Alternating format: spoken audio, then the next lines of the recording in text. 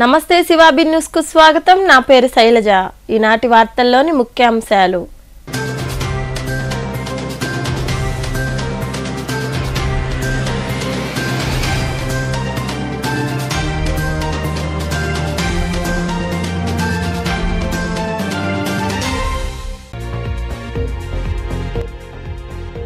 విద్యపై గత ప్రభుత్వం కంటే 4 రెట్లు ఖర్చు చేశాం. అమరావతిలో జరుగుతున్న అసెంబ్లీ సమావేశాల్లో పాల్గొని వివరాలు వెల్లడించిన మంత్రి బుగ్గన రాజేంద్రనాథ్ రెడ్డి.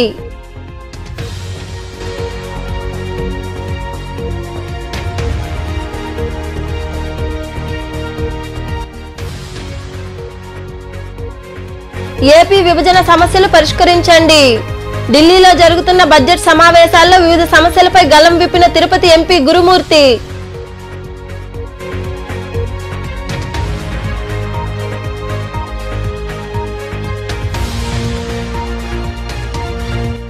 వచ్చే ఎన్నికల్లో టీడీపీని గెలిపించండి. గూడూరులోని 3వ వార్డులో నిర్వహించిన బాబు షూరిటీ భవిష్యత్తుకు గ్యారంటీ కార్యక్రమంలో పాల్గొని మాట్లాడిన Pasam Sandhyarani.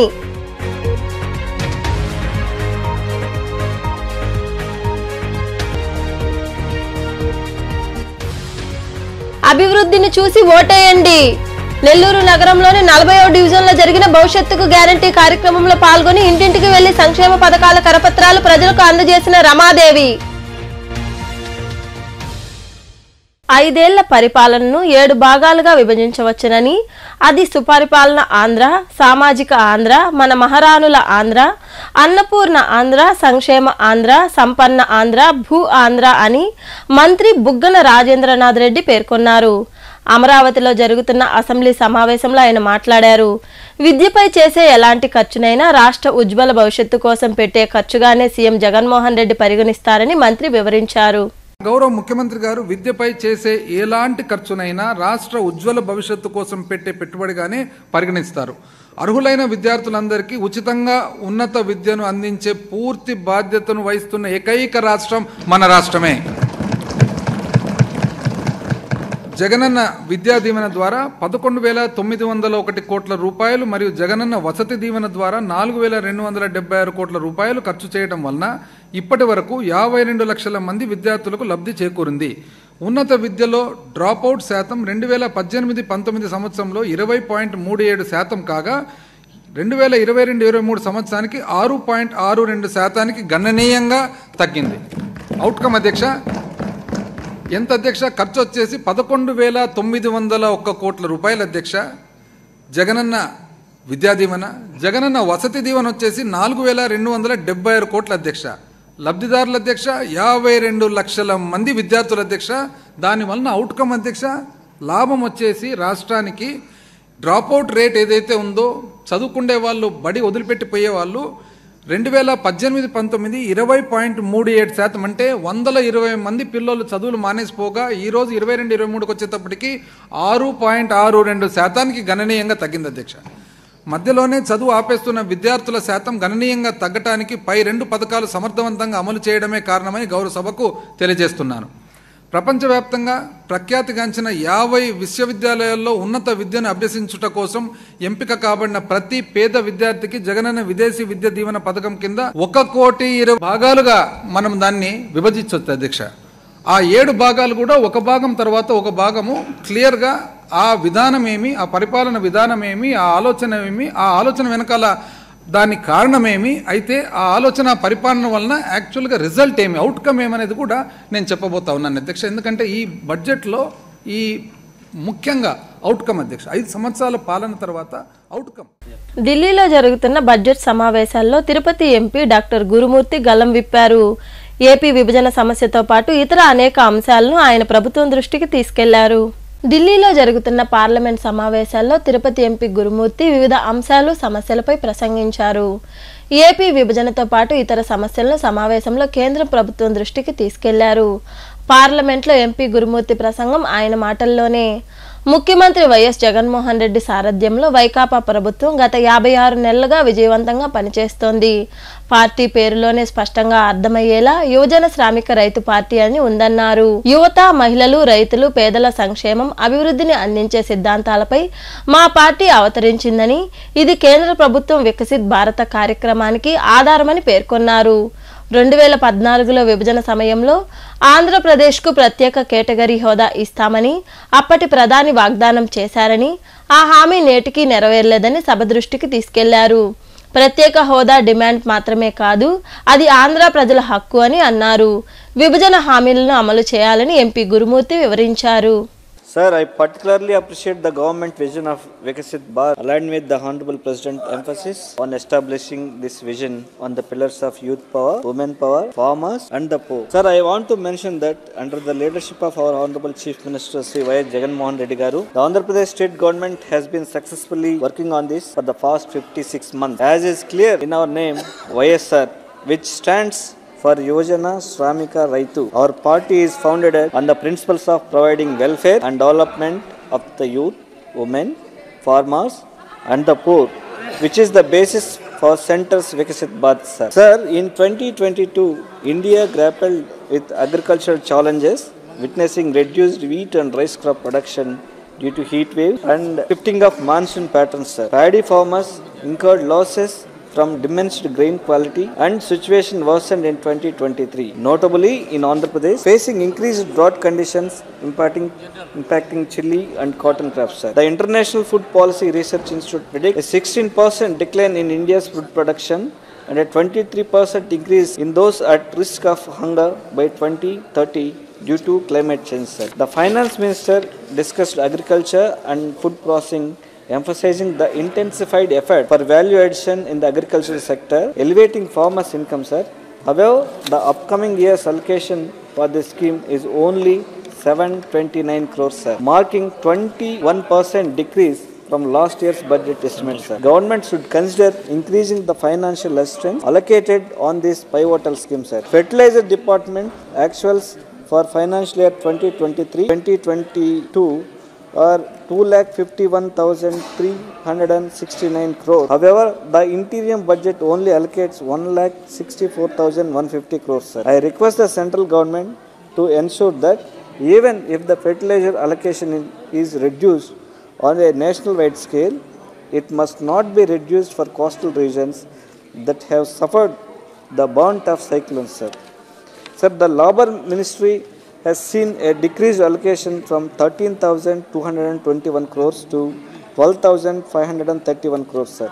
Scheme-wise, these changes is best reflected in the allocation to the Atmanirbhar Bharat Rozgar Yojana scheme, whose allocation has been cut down from 2,272 crores to 150 crores. Sir.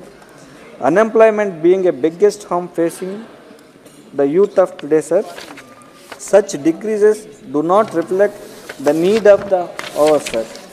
Significant investment in employment generation is needed, sir. In this next context, the stagnant budget allocation of 538 crores for the upcoming year, sir, the same as last year, made to the center's capacity building and skill development scheme does not seem adequate, sir. Bharat must take advantage of the demographic window. Hence, investing the job creation to maximize our greatest resource, our people, is crucial for economic success, sir. Sir, increasing the funding for the scheme for safety of women from 321 crores to 955 crores deserves applause, sir. Making a woman feel safe also encourages her to engage in variety of other productive activities that can increase her quality life, sir. However, it must be considered that the revised projection of 22-23 was 1,008 crores, sir. Hence, the increase in allocation could have been more considerable, keeping in view that these schemes are undoubtedly effectively using the financial allocation supplied and have provided to need even more allocation needed than provided in this interim budget, sir. The rise of artificial intelligence, unfortunately, we weaponized against women, regrettably being done via a manner of deep fake, sir, Among other Manubolu మండలంలోని Veerampalli cross road ప్రాంతంలో road ప్రమాదం జరిగింది. ఈ ప్రమాదంలో గోవిందరామాపురం గ్రామానికి చెందిన తాళ్ళూరు మునేంద్రకు తీవ్ర గాయాలయ్యాయి. చికిత్స నిమిత్తం క్షతగాత్రుని నెల్లూరు ఆసుపత్రికి తరలించారు. మనుబోలు మండలంలోని వీరంపల్లి క్రాస్ రోడ్డు వద్ద బుధవారం రాత్రి రోడ్డు ప్రమాదం జరిగింది. మనుబోలులోని గోవిందరాజాపురం గ్రామానికి చెందిన తాళ్ళూరు మునీంద్ర మోటార్ సైకిల్పై నెల్లూరుకు వెళ్లి తిరిగి వస్తుండగా వీరంపల్లి క్రాస్ రోడ్డు వద్ద నెల్లూరు వైపు వెళ్తున్న కారు ఢీకొంది. ఈ ప్రమాదంలో మునీంద్రకు తీవ్ర గాయాలయ్యాయి. వెంటనే క్షతగాత్రుని చికిత్స నిమిత్తం నెల్లూరు ఆసుపత్రికి తరలించారు. ఈ మేరకు పోలీసులు కేసు నమోదు చేసి దర్యాప్తు చేస్తున్నారు. వైకాపా నాయకుల ప్రోద్బలంతోనే దొంగ ఓట్లు నమోదవుతున్నాయని, ఈ నెల 15వ తేదీలోగా ఓటర్ జాబితాను నిష్పక్షపాతంగా తయారు చేయాలని అధికారులను కోరామని, అలాగే జరగకపోతే కోర్టును ఆశ్రయిస్తామని మాజీ మంత్రి నారాయణ తెలిపారు. నెల్లూరు నగరంలోని 16వ డివిజన్లో జరిగిన బాబు షూరిటీ భవిష్యత్తుకు గ్యారంటీ కార్యక్రమంలో ఆయన పాల్గొన్నారు. స్థానిక నాయకులు కార్యకర్తలతో కలిసి ఇంటింటికి వెళ్లి టీడీపీ చేపట్టే సంక్షేమ పథకాల కరపత్రాలను ప్రజలకు అందజేశారు. అనంతరం నారాయణ మాట్లాడారు. ఈ కార్యక్రమంలో నాయకులు కార్యకర్తలు పాల్గొన్నారు.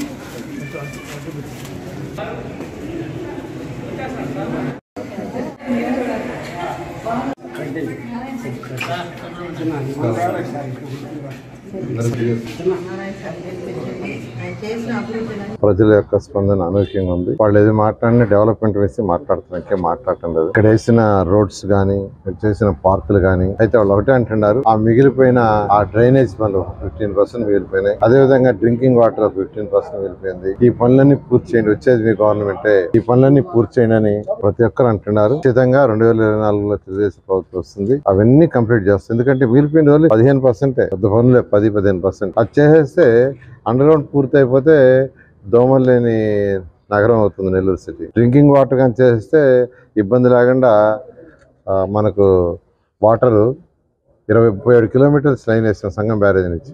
అక్కడ 365 రోజులు పుష్కలంగా నీళ్లు ఉంటాయి. కాబట్టి ఎవరికి ఇబ్బంది లేకుండా వాటర్ సమ్మర్ అయినా ఎటువంటి పరిస్థితుల్లో ఉంటుంది.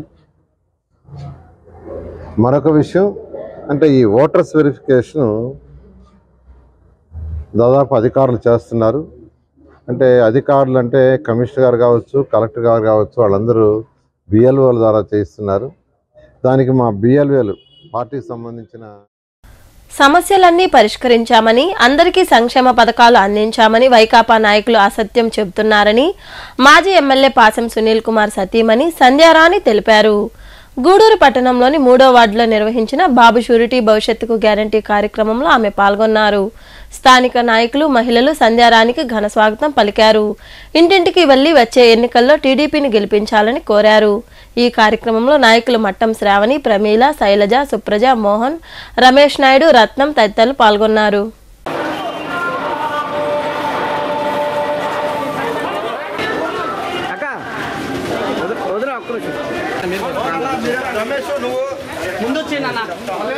లేడీస్ తీసుకున్నా సార్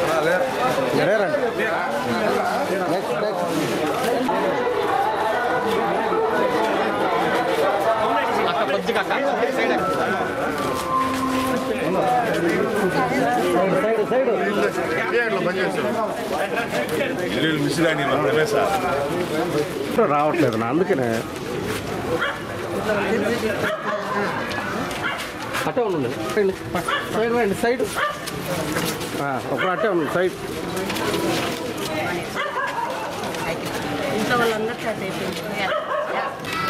సైడ్ రావాలి, అట్టే ఉండాలి సైడ్. అది ఎట్లా ఉండాలి?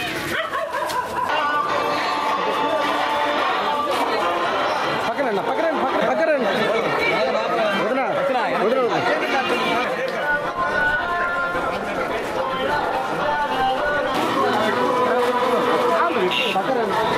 రమేష్ అన్న, కొద్దిగా సైడ్ రమేష్ అన్న.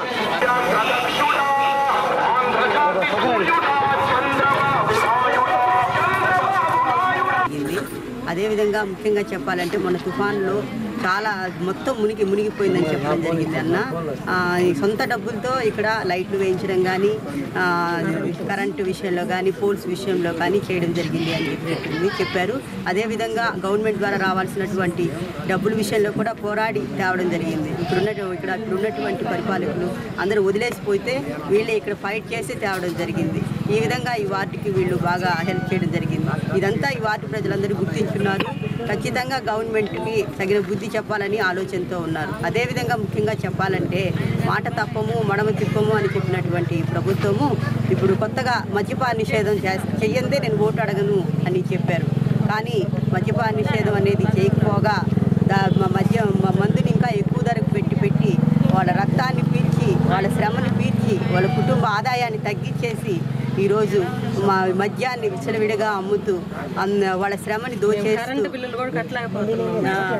దోచేస్తూ ఈరోజు ఈ విధంగా కుటుంబాన్ని సర్వనాశనం చేసేటువంటి పరిస్థితి ఉంది. అదేవిధంగా నాసిరకపు మద్యాన్ని తయారు చేస్తూ మగవాళ్ళ ప్రాణాలని ఆడుకునే పరిస్థితికి ఈ గవర్నమెంట్ రావడం జరిగింది. ఆయన అసలు పూర్తి మద్యపాన నిషేధం చేస్తాను, ఆ మద్యపాన నిషేధం చేయిందే నేను ఓటు అడగను అని చెప్పినటువంటి పరిస్థితి. ఒకవేళ మద్యం ఉన్నా కానీ 5 స్టార్ హోటల్లో ఉంటుంది కానీ చిన్న అంగడ్లలో ఉండదని కూడా చెప్పారు. కానీ ఈరోజు ఏ మొహం పెట్టుకొని వస్తారో అది వాళ్ళు ఆలోచించుకోవాల్సినటువంటి విషయం. మన ఆడవాళ్ళందరూ గట్టిగా మంచి నిర్ణయం తీసుకొని ఆ గవర్నమెంట్కి బుద్ధి చెప్పాలని, మా అబద్ధాలు చెప్పి ఓట్లు అడిగిన దానికి వాళ్ళకి తగిన శాస్తి చేయాలని మీ ద్వారా నేను కోరుకుంటున్నాను. అదేవిధంగా లోకల్గా ఉండేటువంటి వ్యక్తులు గెలిపించడం వల్లనే మనం ఎన్నైనా ఏ డివిజన్కు వెళ్లినా ప్రజల నుండి స్పందన వస్తోందని, వచ్చే ఎన్నికల్లో టీడీపీ జనసేన గెలవడం ఖాయమని మాజీ మంత్రి నారాయణ సతీమణి రమాదేవి తెలిపారు. నెల్లూరు నగరంలోని 40వ డివిజన్ పరిధిలో ఉన్న కోనేటిమిట్ట శివాలయం సెంటర్ తదితర ప్రాంతాల్లో నిర్వహించిన బాబు షూరిటీ భవిష్యత్తుకు గ్యారంటీ కార్యక్రమంలో ఆమె పాల్గొన్నారు. ఇంటింటికి వెళ్లి ప్రజలతో మాట్లాడారు. ఈసారి నారాయణకు ఓట్లేసి గెలిపించాలని రమాదేవి అభ్యర్థించారు. ఈ కార్యక్రమంలో టీడీపీ జనసేన పార్టీ నాయకులు కార్యకర్తలు పాల్గొన్నారు.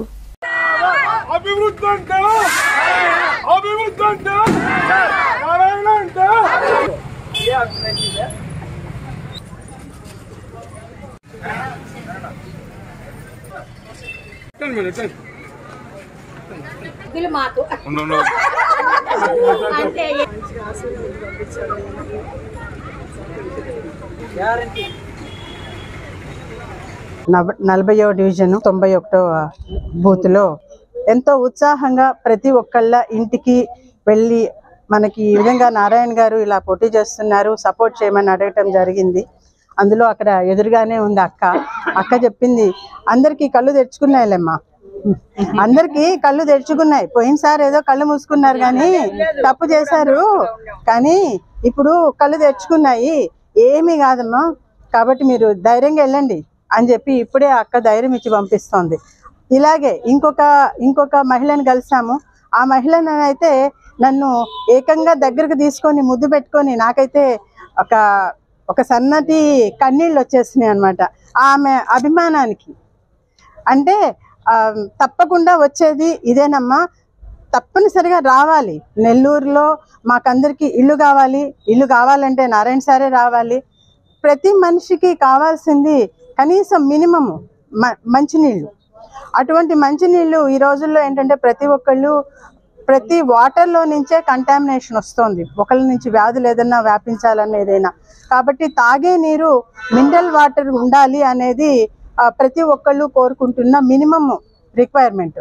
దానికోసంగా సారు ఉన్నప్పుడు మినిస్టర్గా ఉన్నప్పుడు ప్రతి ఇంటింటికి సంగం బ్యారేజ్ నుంచి మినరల్ వాటర్ వచ్చేటట్టుగా పైప్ లైన్లు లాగిచ్చారు. ఆల్మోస్ట్ 90% వరకు కంప్లీట్ అయిపోయినప్పటికీ, కాకపోతే అప్పటికి ఎలక్షన్స్ వచ్చేసేయటము, ఆ పని పూర్తి కాకుండా ఆగింది. ఇంకా అదంతే, ఆ పని అక్కడికి కాలేదంటే ఇంకా అక్కడికి అదంతే. ఆ తర్వాత ఈ 5 సంవత్సరాల్లో దాని గురించి పట్టించుకున్నది లేదు. రాబోయేది తెలుగుదేశం ప్రభుత్వమేనని, అధికారంలోకి వచ్చిన వెంటనే స్వర్ణకార కార్మికుల సమస్యలను పరిష్కరించేందుకు తన శక్తి వంచన లేకుండా కృషి చేస్తామని మాజీ మంత్రి పొంగూరు నారాయణ తెలిపారు. నెల్లూరు నగరంలోని కొరడా వీధిలో ఏర్పాటైన సింహపురి స్వర్ణకార కార్మిక సంఘం కార్యాలయంలో నిర్వహించిన ఆ సంఘం వార్షికోత్సవ కార్యక్రమంలో ఆయన పాల్గొని మాట్లాడారు. మహిళలకు కుట్టు మిషన్లు అందజేశారు. అనంతరం నారాయణను సంఘం ప్రతినిధులు ఘనంగా సన్మానించారు. ఈ కార్యక్రమంలో చంద్రశేఖర్, రియా, షాను, సురేంద్ర, సంఘం సభ్యులు తదితరులు పాల్గొన్నారు.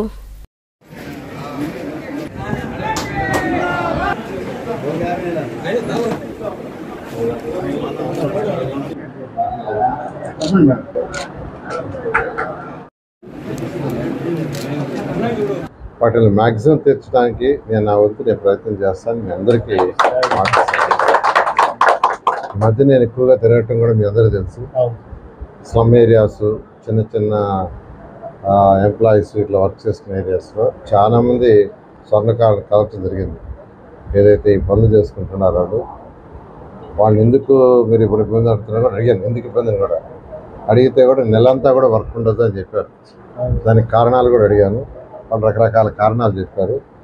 ఒకటి ఎక్కువ కావటం, ఒకటి మెంబర్స్, రెండవది వచ్చి మిషనరీ కొంత వర్క్ జరుగుతుందంట కదా, ఇలా వాటి వల్ల యాక్చువల్గా మాకు వారంలో 6 రోజులు పూర్తిగా పని చేయలేకపోతున్నాం, అంత వర్క్ లేదని చెప్పారు. అట్లా నేను యాక్చువల్గా ఎక్కడికి పోయినా అడుగుతూ ఉండాలి. ఎందుకంటే నాయకుడు అనేవాడు ప్రజల యొక్క సమస్యలు ఫస్ట్ తెలుసుకోవాలా. ఆ ఉద్దేశంతో ఖచ్చితంగా మీ ఏదైతే సమస్యలు ఉన్నాయో వాటిలో మ్యాక్సిమం పరిష్కరించడానికి నా వంతు ప్రయత్నం చేస్తాను. అన్నీ చేస్తానని కూడా నేను ఊరికి మాట చెప్పడం కరెక్ట్ కాదు. ఎందుకంటే మనం చేయగలిగింది మ్యాక్సిమం చేయటం నా పద్ధతి, మీకు అందరికీ తెలుసు. ఏదైతే చేయగలనో 100% చేస్తానని, అది ఖచ్చితంగా చేయడానికి ప్రయత్నిస్తాం. అప్పుడు ఒక 10 crores అప్పుడు శ్రీధర్ కృష్ణారెడ్డి అప్పుడు చేశారు, అట్టే పెండింగ్ ఉంది. వార్తలు ముగించే ముందు ముఖ్యాంశాలు మరోసారి.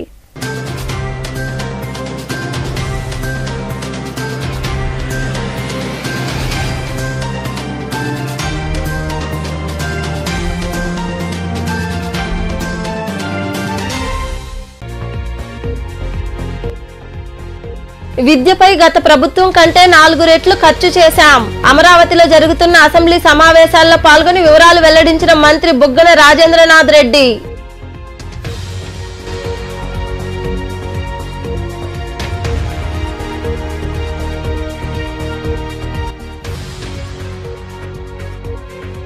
ఏపీ విభజన సమస్యలు పరిష్కరించండి.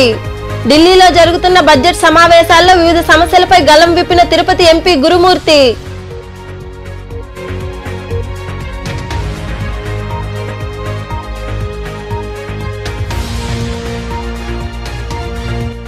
వచ్చే ఎన్నికల్లో టీడీపీని గెలిపించండి. గూడూరులోని 3వ వార్డులో నిర్వహించిన బాబు షూరిటీ భవిష్యత్తుకు గ్యారంటీ కార్యక్రమంలో పాల్గొని మాట్లాడిన పాసెం సంధ్యారాణి.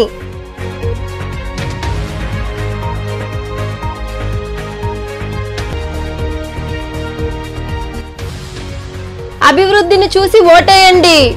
నెల్లూరు నగరంలోని 40వ డివిజన్లో జరిగిన భవిష్యత్తుకు గ్యారంటీ కార్యక్రమంలో పాల్గొని ఇంటింటికి వెళ్లి సంక్షేమ పథకాల కరపత్రాలు ప్రజలకు అందజేసిన రమాదేవి.